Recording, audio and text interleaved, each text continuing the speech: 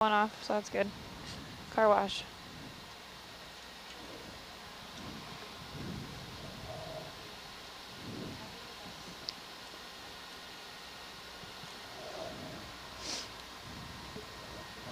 Is this on grip force too or something, I think? I wonder if she's attached to the slurper too.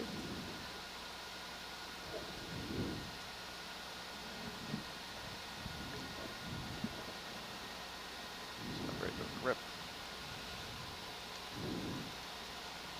Hey, zoom in a little video. Okay, wanna run the pump, Jess? Yeah.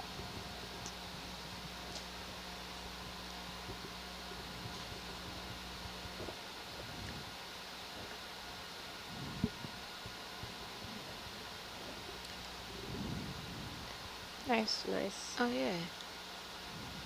Is this enough or do you want more?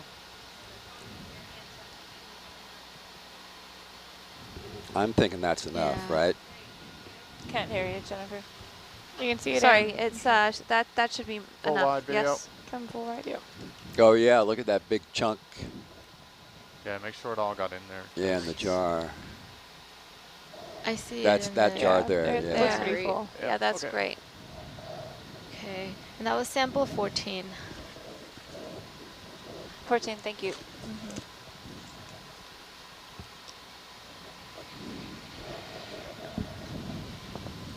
Okay, I'm gonna come up.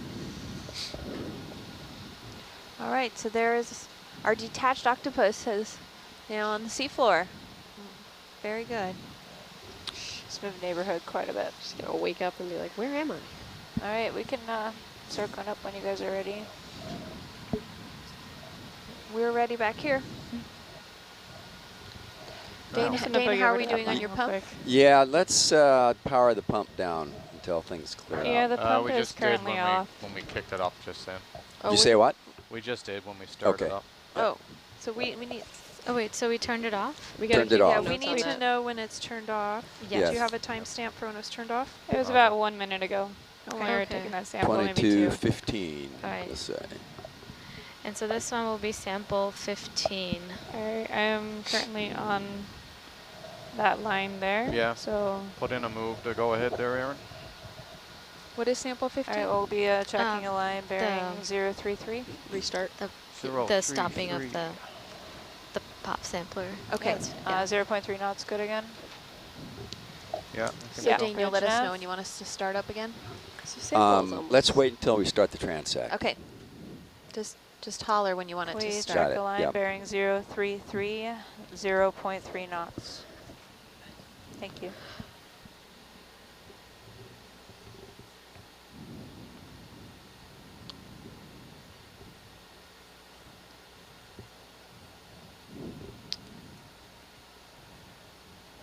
So for the last few hours, there's also equipment on Hercules that has been collecting seawater for analysis of persistent organic pollutants, things you would have heard of like DDT and PCBs. And you're probably familiar with them more, say, on land or in estuaries or rivers or things like that, but they also can be delivered down to depth in the deep sea, either attached to sediments or other particulate matter. Dane, is that mostly how they arrive in the deep sea? Well, yeah, I mean, that's certainly one way, but, you know, there's a lot of diffusion in the ocean. It's pretty well mixed, and these things have been in the ocean for decades, so they wind up being pretty well mixed. And we But don't that's- have a lot of information about how many Right. and how much of these contaminants might make it to deep depths like where we are at Exactly. 33,300 meters or 10,000 feet. So we'll only know that by collecting the water and doing the analysis. So Right. that's what we're doing. Yep.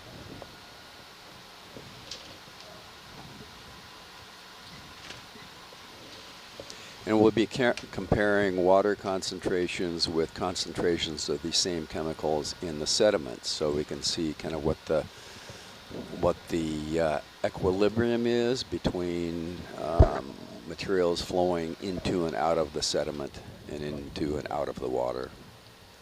Yeah, so we're going to be keeping our eyes out for locations that look to have a pretty thick layer of sediment where we can take samples using something called a push core. And that will give us the information to compare with the water. We haven't done that yet because we've been mostly in these rocky, cobbly areas.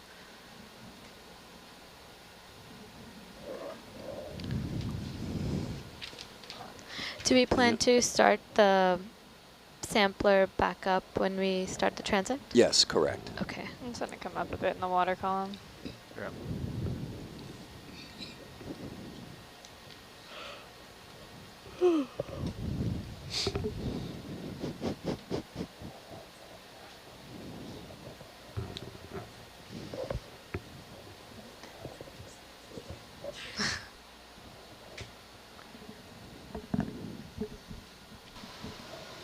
Someone's asking, is screen 4 on the quad is frozen? That's supposed to be the map of our position, the ship's position. Right. We can't see that. I can't either. Right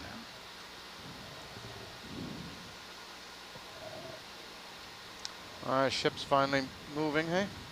Yep. So, are we Slowly.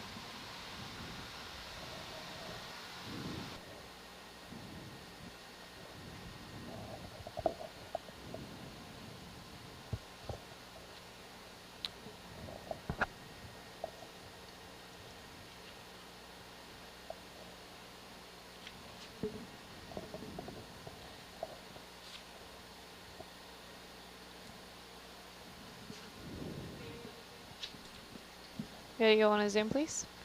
Just look at this guy while we're waiting. It's good. Little dandelion. Is that a So one thing coral you and might- a crinoid?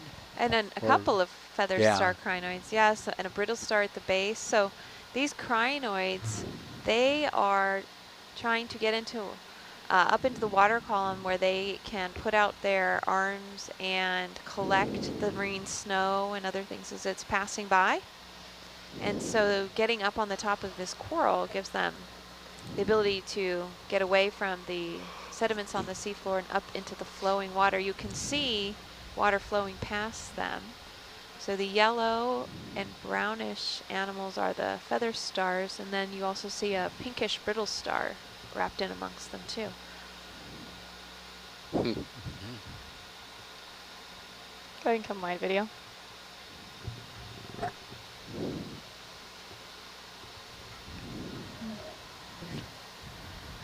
Hold on.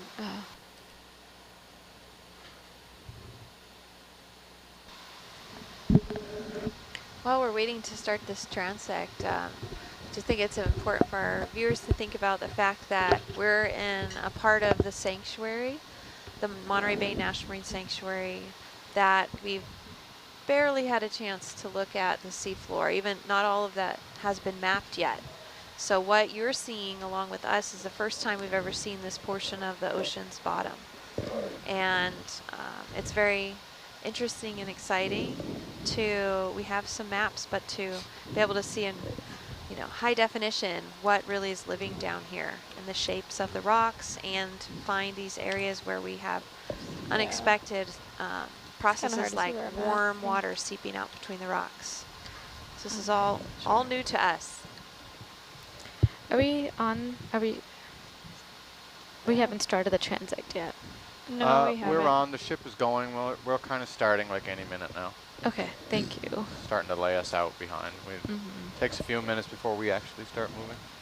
Jennifer, besides flatfish, which we know you love, what is your favorite aspect of studying deep sea sites like Davidson Management Zone? I think it is just seeing something we've never seen before. I think it's really exciting. You hear a lot of people say, oh, the final frontier is space, but there's so much of the ocean, the majority of it we've never seen before. And this is a part of the ocean where we're finding new species all the time. Crinoid. Yeah. So you just don't know when's the next time that you're going to find something new. So I think that's really exciting. That's the yellow-stalked crinoid. Mhm. Yeah, beautiful. Yeah. How about we- yourself? Do you want some images without the lasers? I've got Sure. a few with lasers. Thank you. I just think it's really neat that you have such a dynamic environment, and I'm really Thanks for the zoom. fascinated Sure. by how the environmental variables like the water temperature and the saltiness influence the this? organisms that are living there. And so Do trying you to wanna go ahead and understand those zoom center reactions is screen? probably or interactions is probably my favorite. I mean, can you Oh. imagine living down here? What is that? Is that I don't think the I'd breathe very protest? well.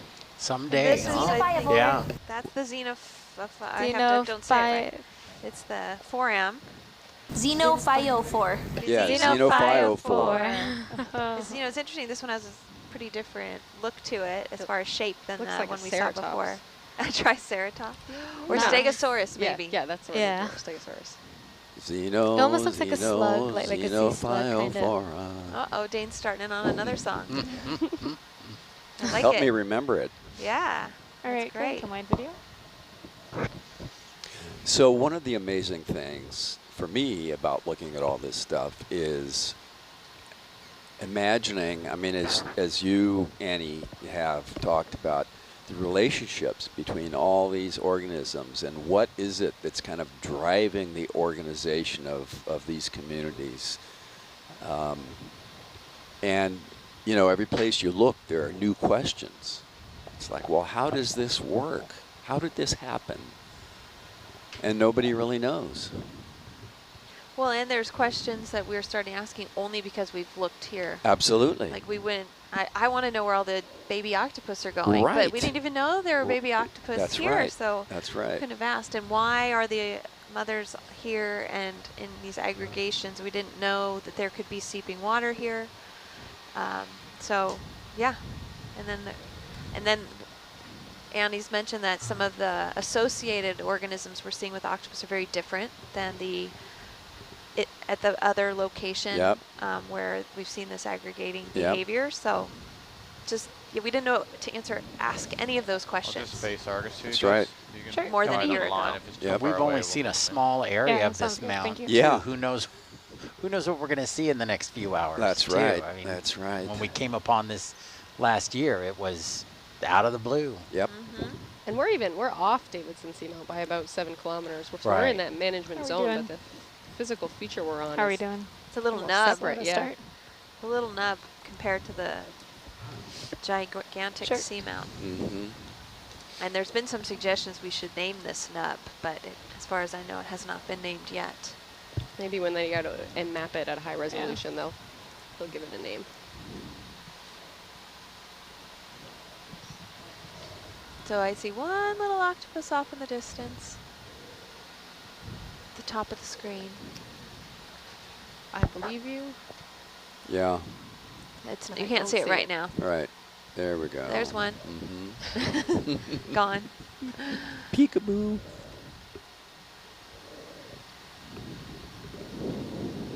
Yeah, it looks pretty bare from the Argus view. Yeah.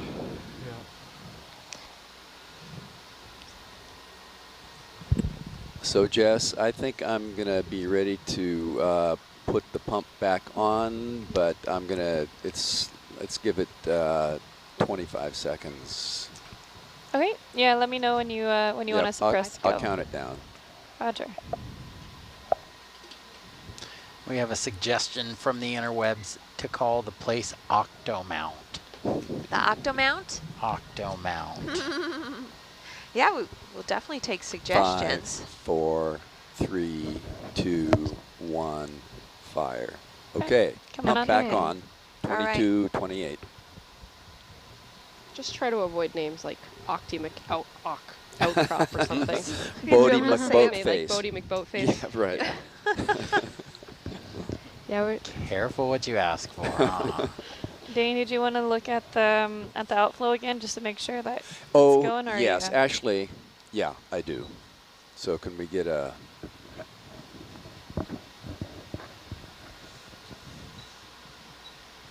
Thank you. Jennifer, good evening from Charlotte, North Carolina. don't think that's really very indicative. Hello, Charlotte, North Carolina. Yeah, it is. That's Did doing well. Did they happen to say who it is? Right, great. They did not. I'm thinking this might be my husband's uncle and his wife, Uncle Norman and Aunt Monica. Hello from the Nautilus. Maybe some of their kids too are watching. I hope so. Glad to have you with us. We're about to start going down another transect line to see what else we can find in this area. How long are these transects that we're running? I think they're a kilometer, right? Yeah, they're about a kilometer. Hello from down below. I was looking up xenophyophores while you guys were talking. And what did you find? I learned why they're called xenophyophores. Okay, we're ready. So xenophyophore means bearer of strange bodies. And that's because it's the animal, or the organism is a single-celled protist. So you're looking at a giant single-celled thing. Wow. And most of that structure is this hard shell or test they create around them. And the test is just like cemented bits of sediment and radiolarian shells and other foraminiferous shells. So they basically aggregate other things, skeletons, to make their own. Maybe you're gonna go ahead. Hence, bearer of foreign bodies. Protist. Cool. So someplace there's in that two more weird, xenophyophores right there. and someplace in there, there's a single nucleus. That's cool. A very, very complex structure too, based on Yeah. that they're using the organic Yeah, matter that's from their environment. Amazing. Mad, wild. Amanda, when you look things up on the fly, where do you look to find this great information? Well, it depends on the type of information. For xenophyophore, I was looking, actually I Googled it first, and I looked up a Latin dictionary to look at what the different parts of the words mean. But then I Googled it just to see who's written about it, and I saw on the Echino blog, Chris Ma wrote a post about it. He's an expert at Smithsonian. But for more, I guess, the sort of more detailed science questions, I often go to look up the literature, scientific literature. Cool, thank you. Very cool. Okay, have we started transect? We're so almost? close. Okay. So close. So close. Okay, Yeah. got it. I just want to make sure I didn't miss it. I think it's like Herc is down here and lining up with the transect. Yeah, Okay. we're just about 2 meters off. Sounds good. All right.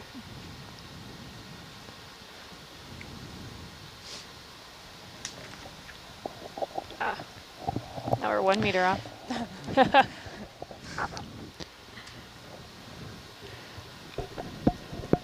Dave, I hope I'm not putting you on the spot here, but maybe anyone from the science I would call team. us on transect now. Can you explain Can we zoom to on our that large listeners anemone in the middle of the screen? a little Howard? more about Sure.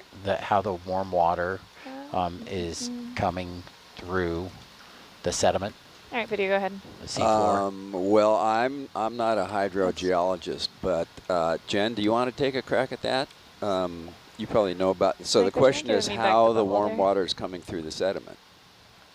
I mean, I've heard it explained, Yeah. but And I have heard it explained too. I haven't heard it directly from the geologist, Sure thing. but Chad's done a nice job of Mike, would you translating mind, what he's looking back been at the porch there. learning. And so Yes, I the Davidson Seamount itself, which is this very large submerged extinct volcano, is made up of basaltic A rock little that has wider lots video. of cracks in it. That's Can we good. get some lasers? And Really water quickly? is filling those cracks and There we go. Thank sinking you. down towards the That's good. underneath the seamount, where it's warmed by the warmth of the inner portions of the earth, and that Just warm kinda water is then big picture, there traveling we are crossing contours. outwards Going I up. think that's good. and Thank kind you. of searching Alright, that for sounds good. places to escape. A little bit parallel, a little bit up. And it appears that the water is able to escape here, where we have a lot, as you can see, of cracks and crevices and fissures in this rocky 033. feature. So the water sinks down in Davidson and is warmed and then moves and travels and comes out in this location. And tomorrow, or let's see, probably tomorrow is when we'll be starting our second dive, where we're going to look to see if there's other locations I was seeing in how addition to on the this line one I was. where we see a similar process happening. Anything So to add? it sounds to me like thermosiphoning almost. The water we're is on the line now. warmed and it rises and then sucks other water in. But what I'm wondering is, where do we see sites, or how would we find sites where the water's entering Well, the seamount? They don't know where that happens. So this is part of a ridge flank hydrothermal system, and there's only a couple that have been discovered. This is the third of 3, and so it's a very small number. And generally, these sites, it's much easier to find the It's not much easier. They have been able to find the discharge sites because they can look at the amount of heat that's coming from the seafloor, and in certain areas, what they predict to measure is different from what they actually measure, which will indicate to the geologist that this is a region where there might be some other way for heat to be escaping from the seafloor, and so they can do reconnaissance investigations and try to find specific discharge sites. As far as the intakes, I don't know about Davidson. You sounded pretty confident that is where the water's flowing in. That's just, no, I wouldn't say I'm confident. That's what I've been told.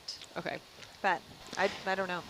Yeah, I it think looked there's like still when some Chad explained it, it was a model for how this system would work. But within the context of ridge flank hydrothermal system. Back row, folks. Yeah. Right. Just interrupt for a minute. I think we're going to call this the start of the line here. Okay. No. We're on it. So. And can I interject as well? Yep. Do you guys, so this is facing on the heading of the transect. Do you guys want us to face a little bit more like this towards the slope? Or do you want to be on the heading of the transect? Can we split the difference? Sure. You can split the difference to 15 degrees. Okay. So something like this. What do you think? I mean, Yeah, like about there, I think. Looks. your call. Yeah, I feel like I can see them up on the left and down to the right pretty well right now. We probably will have to fiddle with it as we go. Sure. But this looks like a good place to start. All right, and then do you guys want it higher off the ground as well, around I think we can go up a little higher, yeah. a little higher? All right, so around the 4 or 5 that we were doing before. Yeah, that sounds good. Okay. Thank you. And that's 4 or 5 meters. Meters, Yeah. correct. So this water is pretty clear.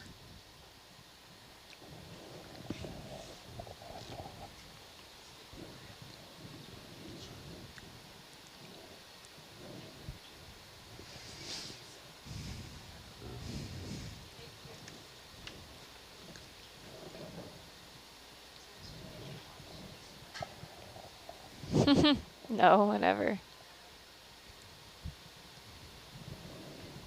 I also have 3 half-eaten bars over there to get rid of. Oh, So you got over there. 3 Oh, half-eaten ate them all. that's bars. just mean. They leave one. That's just mean.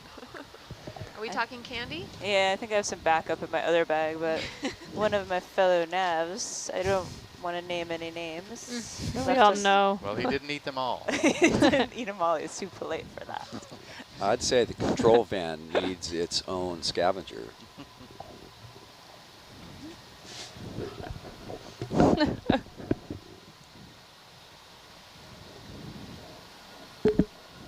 We are We are on 5, 6, and we started at 5, making our way towards 6. well. That's the numbers that they put into the navigation, but the numbers on the dive plan are This is going from 10 to 9. yeah. Okay. Yeah, we're going from, we finished up on 8 and then we moved to 10 and now we're going from 10 to 9. Someone was wondering if infrared imaging would help us better visualize this area in terms of the seeps.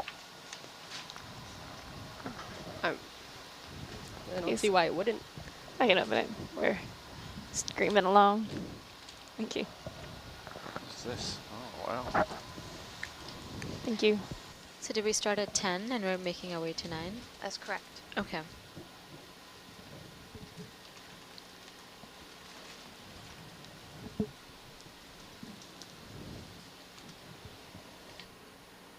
Thank you, Aaron. No worries, enjoy. We have a pretty well stocked snack drawer downstairs, and we're getting pretty close to the end of the season, so. There shall be more snacks. Mike, what does that mean? Oh, it means snacks. We're happy. Yes, it means potential for more snacks. Oh, my favorites. Peanut butter cups. Yay. Thank you. So is our speed a little slower right now than it was last time? Just because we're getting going, or? The ship's actually, yeah, it's still coming up to speed a little bit. Okay. What's he doing right now? 0.2. Between 0.2 and 0.3.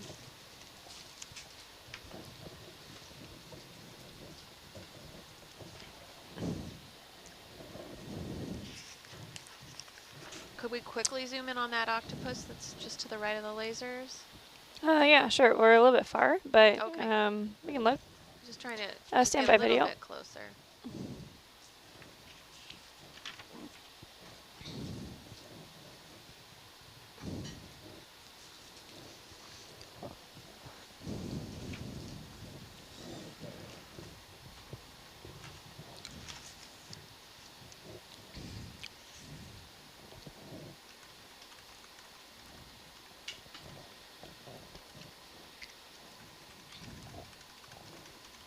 All right. About as close as we can get. Go ahead. That's fine. I was just curious.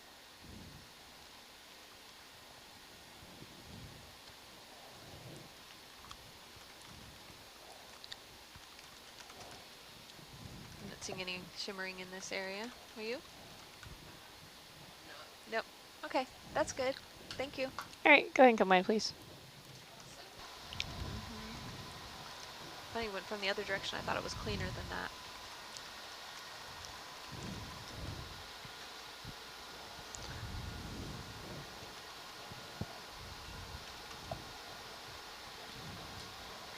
Amanda, if you're still out there, Willie from Arkansas would like some clarification on whether or not, though the xenophilophoria are unicellular, if they have multiple nuclei. Hello. Yeah, I'm still here. I can't leave, guys. Yeah, that is a great question, and I actually wondered the same thing. They are single-celled, but I don't know if they are single nuclei or if they have many nuclei within. Give me a moment. Let me look through some literature. You're such a rock star. Thanks, Amanda.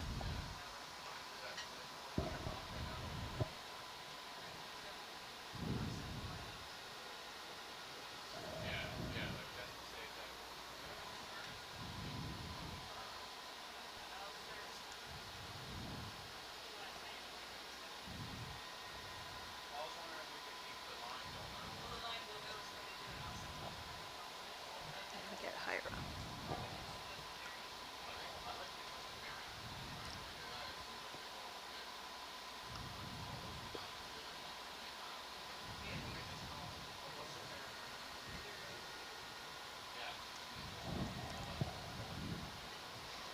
You know, it's interesting because we're in the ROV van and we're on the ship, but being submerged in this dark area with the screens, when they talk about the ship and its movement, it's really easy to imagine it. Can we adjust our bearings due north, 000? Yes, totally. You have to remember we're actually right behind the bridge. Continue tracking the line, we're please. on the ship. That's right.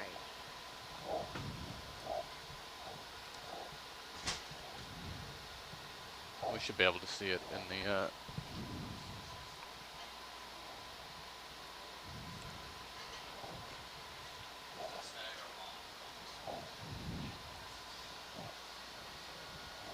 Jess, I think we could even be a little higher up off the bottom.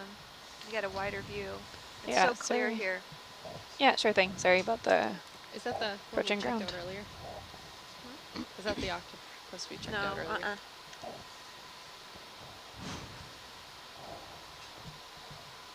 Okay. Aaron, can I see the ship on the ROV nav screen there? Yeah, sure, sorry. Thanks.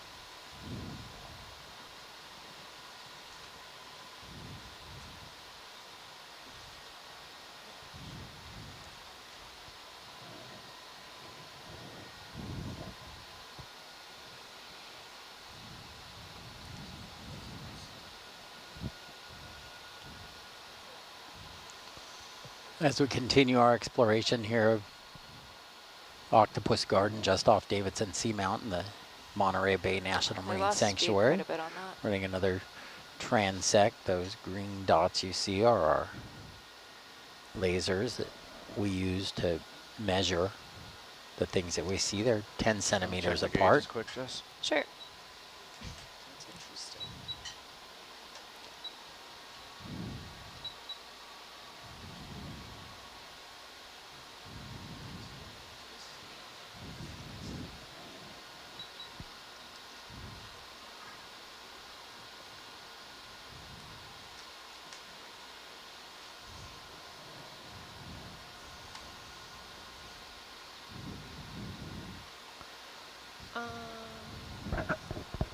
Pilots, if at some point you can maybe turn the in situ DOT probe on and off, it's flat lined and it makes me suspicious that it's not real. Yeah, I'll power cycle it for you. Thank you.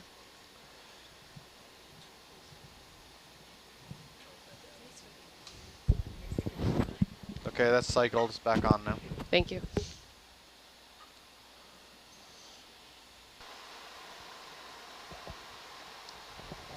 Hey, Sanctuary team, we were talking a little earlier about the vertebrates or lack thereof that we've seen down here. Someone would like to know if we expect any larger sea life at these depths and environments, like the huge, big size, or are the octopus about as big as it gets down here?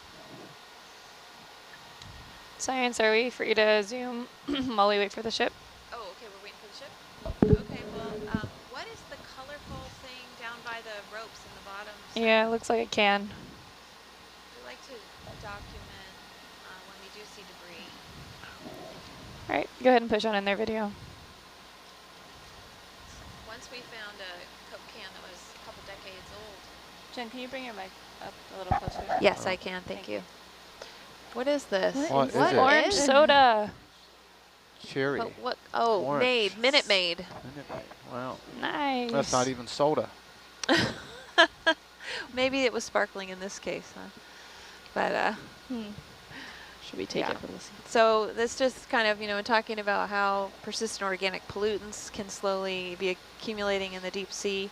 Other things that we people put onto land or into the oceans can also find their way down here. And we see evidence of that periodically. Aaron, put his bearing back on 3.3 or whatever it was on. Perhaps an errant fisherman. All right, go and come line, please. Ooh.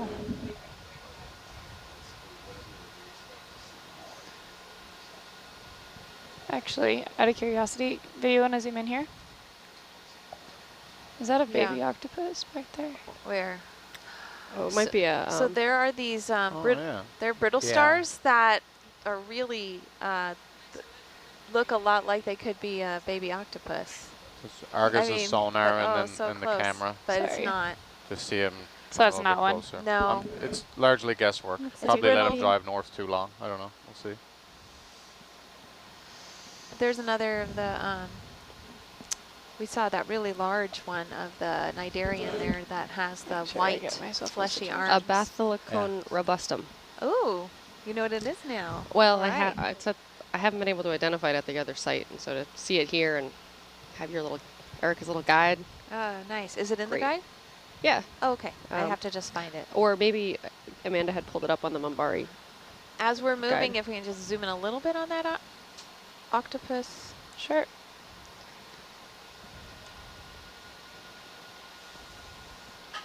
So when I'm diving in the waters off of Santa Barbara and in the Channel Island. Look at that. There's some kelp.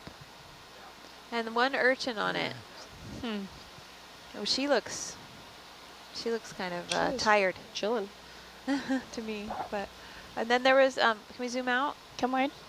To the right, or to the left, I mean, there was some large purplish. Ooh. Oh, that's a jelly, isn't it? It is a jelly that's on the ground. Big jelly. What? It's like in the book. All right, video, go ahead and zoom on in. Oh, wow. We can hear you a sea whispering. cucumber. Really? No, That's a cucumber? What is this? Oh. That is crazy. I don't know. No. It reminds me of the bell of a Medusa, but Yeah, That's it looks yeah, like a off Poralea there too, roof yeah. extends. Looks a lot like that. Oh. Make They the Amanda, lasers exist on, between please. Amanda, you 816 got and anything for 321 us there? Wow. meters. I want to see the bottom. yes, here we Oh, go. flip Oh over, yeah, there we go. that's Turn a jelly. yourself over. Oh. There we go. Wow. Thank you. That's a For the jelly. show. Banana Congrats. shrimp. That's Oh, you so got one. cool. It's a Chardonnay 4. Wow. So we're seeing a bunch of the oral arms hanging down in the middle That's here. huge. Yes, very large. Can we have the lasers on? Oh, they are on. Yeah, I see them. Yeah. So this is maybe over 20 centimeters in diameter. So this is it looks like a Poralea rufescens. Maybe Poralea rufescens jelly. Poralea. Rufescence being red. Thank you. Yeah, of course. It's kind of interesting. All right, video, go ahead and come wide.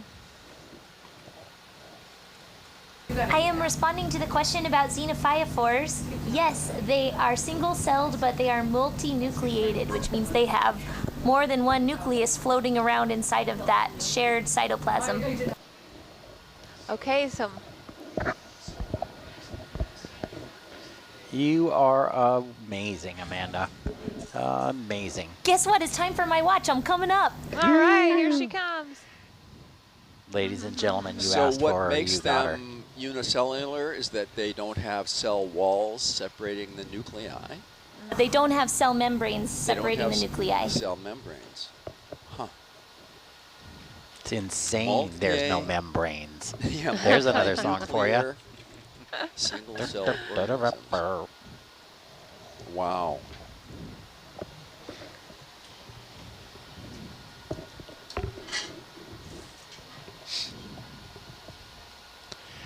All right, well, we are just about.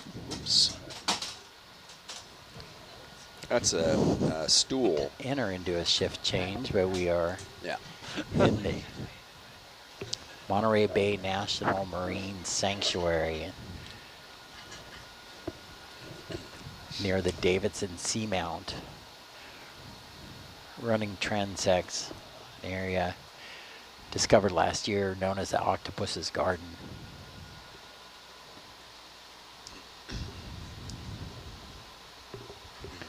Someone said that Minute Maid can is from the 1990s. Wow. It's a bit persistent, isn't it? Yep. Mint condition. It's a very specific kind of pop. It's a soda pop. Yeah, you got And me on I that can't one. claim that. That was from one of our explorers out there in the Okay, interwebs. okay. Yeah, Keep yeah. them coming, guys. Oh, yeah. Hey, Amanda.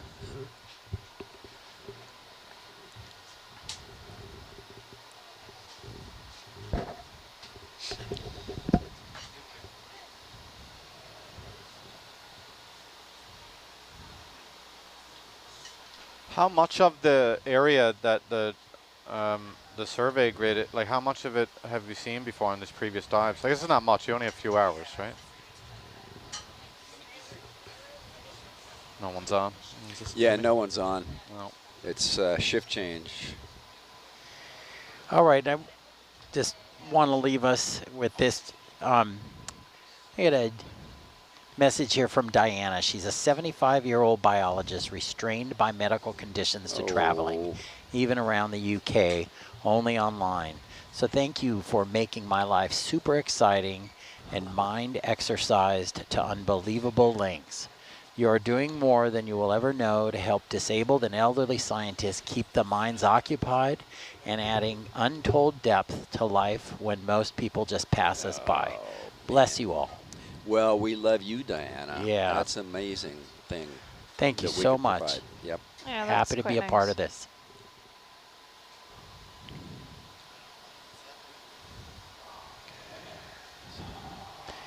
Alrighty, I'm going to turn it over to Danny. Thank you guys for joining in.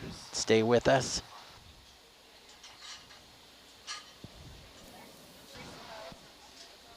Scott Simon, over and out.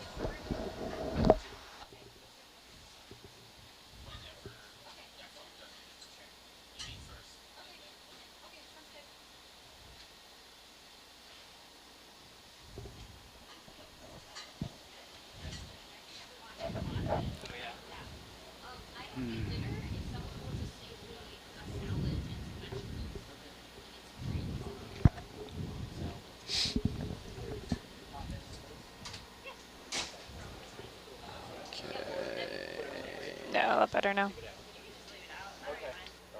11 and 15 is 26.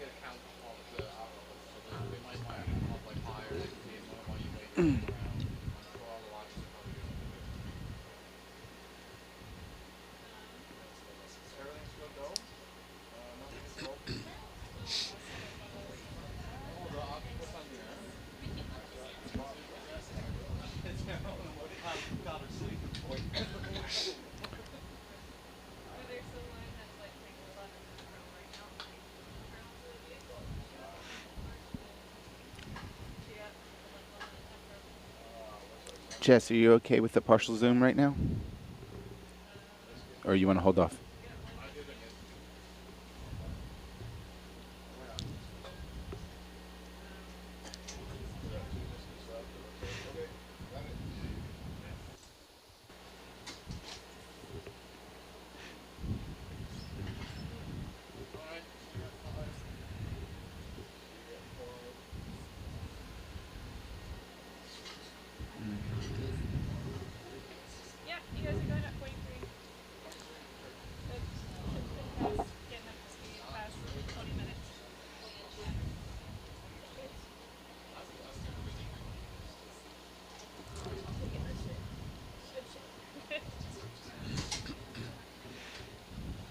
Thanks, Jess.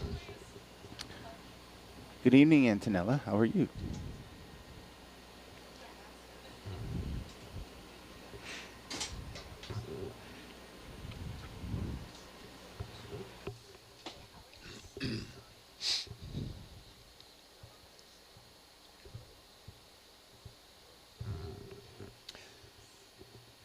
So, Erica. Yes. Are we expecting subsequent transects to be completed on this dive that will take us farther off the flanks of the structure? Well, we're going through the core ones right now. Okay. And then if we have time, we'll be doing these outer ones. They run parallel to each other, so the middle numbers are the core, and then the extremities are like 1, 2 versus 13, 14. Right, okay. So we're still looking for a spot to take a sediment core. Okay. Have you taken one? No. Okay. This may be, yeah, okay. Yeah. This might not be very deep. Exactly. Well, yeah, this is not, I would not try one here. Okay. So you're going to stick around for that? I am. Okay, great. So this is Erica Burton from the Monterey Bay National Marine Sanctuary. When you find a suitable spot, speak up quick, because we're going to have to stop the ship and probably back up and do everything. I think you guys can do whatever you want. We're not waiting to do anything here. Oh, okay. You mean for a sediment? It's gonna look really different in a broad scale. Okay. So yeah.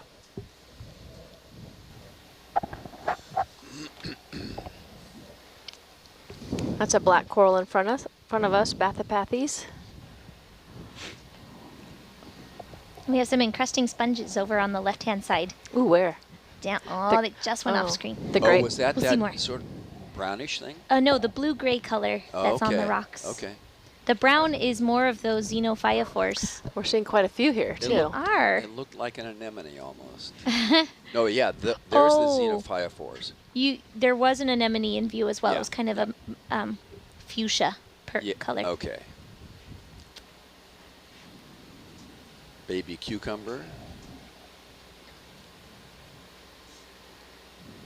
Okay, I think 4 to 8 is getting settled in, and you started introductions a little bit, so I moved the camera back to you. So wave to everybody.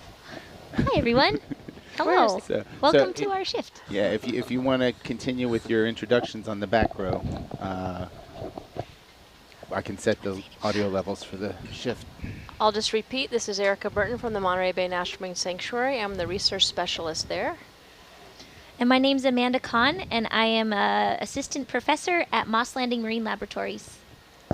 And I'm Taylor Ann. I am the Ocean Sciences intern and data logger, and I'm a current master's student at Cal State Northridge. And you're finding your voice. I don't have to amplify you as much anymore. Right. Oh, wow. Look at that. Very nice. That means you're getting comfortable. That's good. That's good. Okay, so back to the front row. Oh, wait. Sorry, didn't mean to forget you. No, that's at the chart table. That's okay. Stand by. Yep. Coming down. Am I there? Hello. All right. You are. But we need light, so. There you are. Hello, everybody. This is Dane Harden from Applied Marine Sciences, and I am on board overseeing sampling of high volumes of water for measurement of persistent organic pollutants in the deep ocean. Nice. And I hail from Santa Cruz, California. Thank you. All right, so we'll move to the front row. And Miles Saunders, navigator for the 4 to 8 watch. Hold on.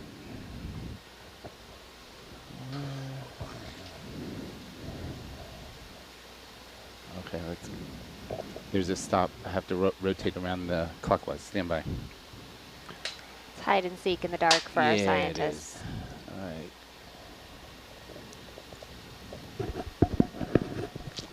Ship's having a little trouble going the right way. Oh, it's looking at the ceiling. That's looking at the floor. And that's looking. Stand by. There we go. Okay, so Miles is tucked away in the corner. You can't really see him. Then next to Miles, we have our pilot, Dan. Hi, good afternoon, everyone. I'm Dan, sitting in the Hercules chair. And the computer is doing the piloting. Okay. Antonella will be Argus pilot. Jesus. Sorry. All right. And then next to, that's me. My name's Wayne. I'm lead video engineer.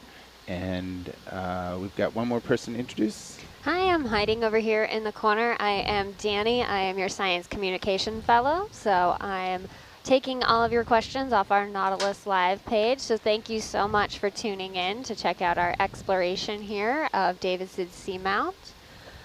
We're sort of exploring the territory, see what's going on, see what the different habitats look like, what different organisms we're finding down here, and continuing to investigate our octopus gardens.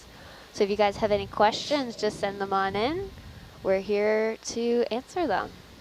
And you just met all of our different scientists and engineers. So if you want to talk about careers, you want to talk about how we got here, you just say the word.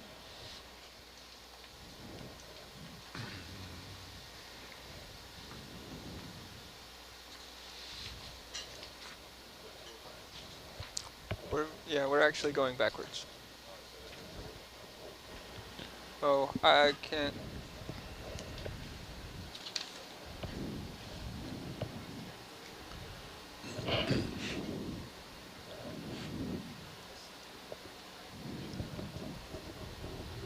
We've got a science. There's a crinoid, Amanda.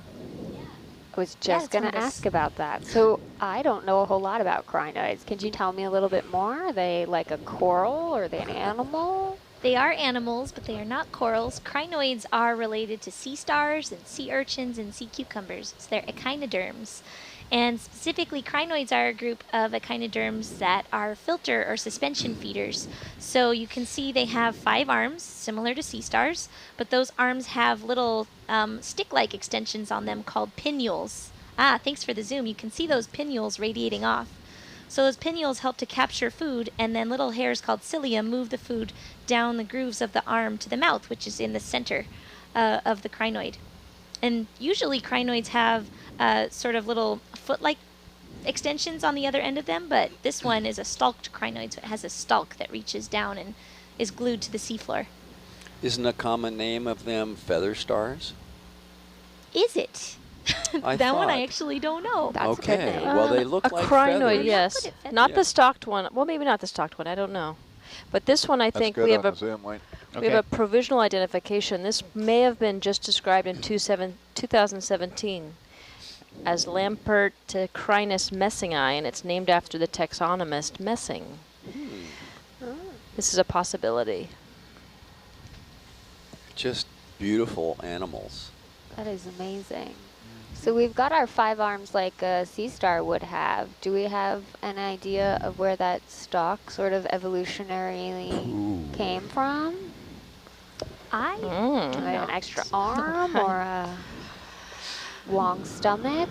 What do we think? Let me look into that. So like I said, the most crinoids have little feet that stick out on that side. So my guess is it's a modified foot, but I'm calling it foot in a very non-technical sort of way. I can look that up. Maybe something from like the tube feet, it's quote unquote. It would not be from the tube feet, no? though. Okay. It would be different structure than that. Oh. Well, yes, let us know what you find out. Okay, I'm on it. Coming wide. Oh, so you can push in a little there? Yep. Yeah, go ahead, push in. Oh, you want it all the way? Well, not all the way, but keep pushing a little more. Okay. That's all you got. Roger. Wow. That's so beautiful. Look at that. It's just hanging out, trying to find breakfast, lunch, whatever it can. And as somebody commented on the previous shift, that the stalk puts them up in the water column where they have a better chance of capturing food that is swept along over the rocks. Oh, hey Dane. Yeah. I just looked up crinoids, if they have a stalk, are often called sea lilies. Sea lilies? I was just going to say that. I'm getting some comments in from our viewers, and we've got some ideas that the stalked ones are called sea lilies, yep. Yep. Cool, thanks crowd. You guys know a lot about crinoids. Yeah. All right. I had someone say they lost the sound. Nautilus Live, can you still hear all of us? Are we coming in? I can confirm that we are still broadcasting sound. All right, you should be able to receive sound. Okay. You might want to refresh your browser or close it and restart it. Or check your bandwidth. There you go. Check your bandwidth. Make sure you don't have us muted. Do you think they heard you? Good point. The people who are not listening did not get the instructions.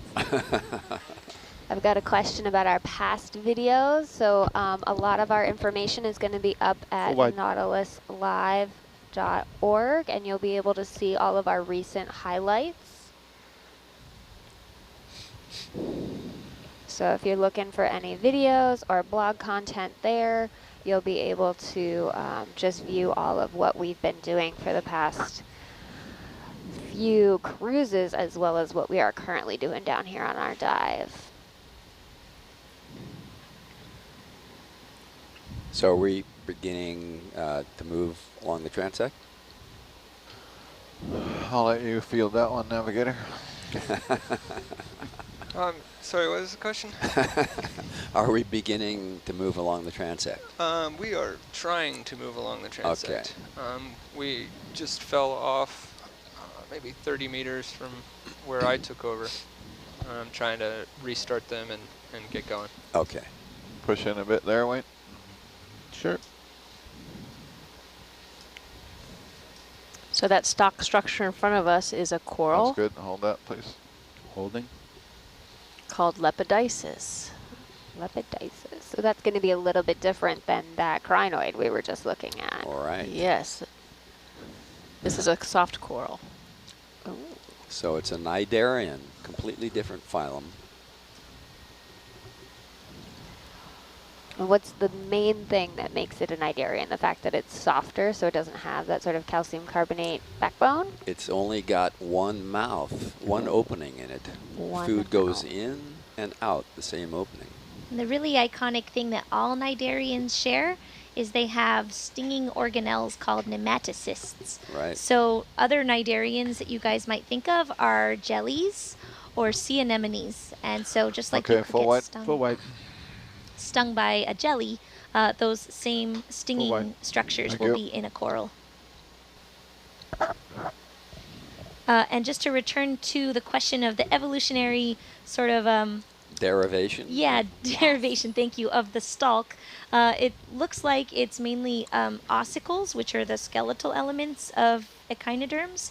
And so the ossicles are connected by ligaments in that stalk.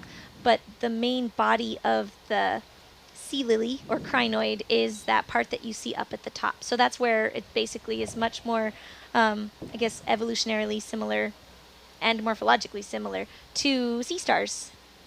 So imagine the evolution of that, right? Just growing bones on the top of you. Oh, and it just happened. And Over a very they long time. attached to the rock upside down.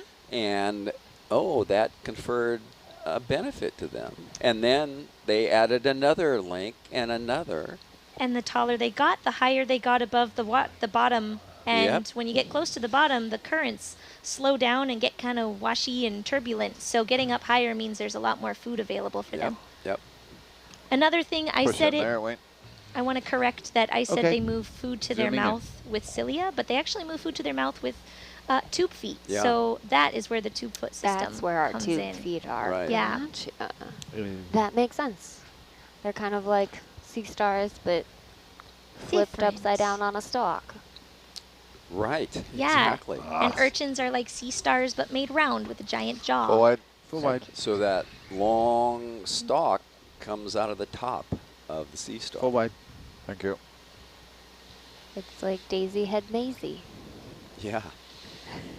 A little tug there, I guess.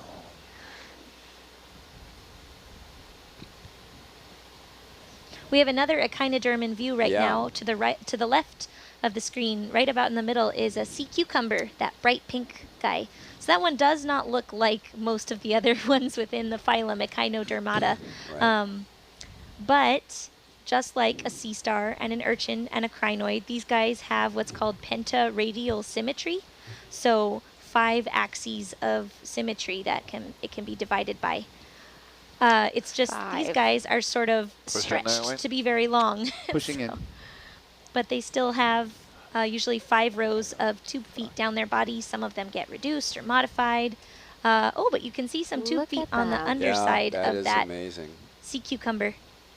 So And- these are related to our crinoid and our sea stars as well. They're all Correct. within the Urchins, same yep. group Cnidaria. And sand dollars. Not Cnidaria, Oh, sorry. Echinodermata. That's okay. Echinodermata, yes. And So, and aren't the larvae, the development of these is all similar too, right? yes, although they have different sort of shapes that are quite iconic. So Right. a bipinnaria larva is something that you see in the sea stars, which is similar but slightly different to what echinoderms larvae look like. Those are the Echinopluteus. Is that Right. I'm looking at you to Right. confirm. Yep. Yeah. And those long lines you see internally, that is the gut. Or muscles, I don't know. I think it's the gut. The gut, okay.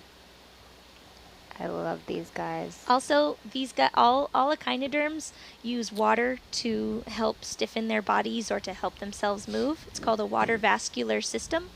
And with sea cucumbers, the place that they pump water into their body is through the back end. So they have a cloaca that is where poop comes out, but also where water can go in and washes into their body and into filling their water vascular Receiver. system. So Very how cool. are sea No. cucumbers similar to chickens? You mean Chickens? no? Did you say They chicken? both have cloacas. Hold on. Ah. I feel like this is a good time to define scientifically what a cloaca is. I think it's an opening through which you poop, and